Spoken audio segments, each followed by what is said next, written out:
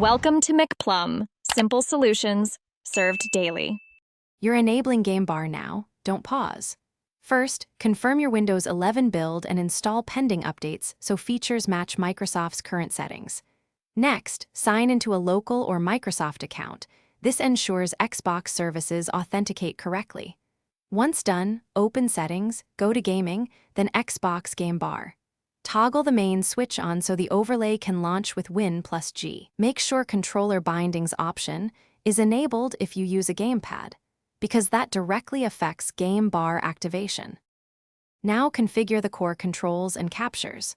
Open Settings, Gaming, Xbox Game Bar, and customize shortcuts.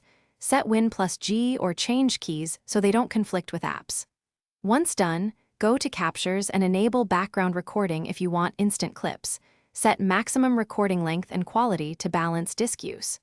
Then launch the overlay with Win+G and add performance and audio widgets. These let you monitor FPS and mix game and mic levels in real time. This tuning optimizes captures and live overlays. Finish by testing. Open a game or app and press Win+G. Record a 10-20-second clip and take a screenshot to verify captures and audio.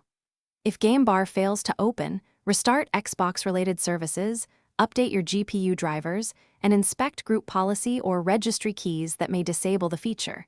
These often block the overlay. Also confirm privacy settings allow microphone and screen capture, and that you have sufficient disk space. If problems persist, reboot after updates. That resolves most permission and service conflicts. Thanks for watching. Stay juicy and subscribe.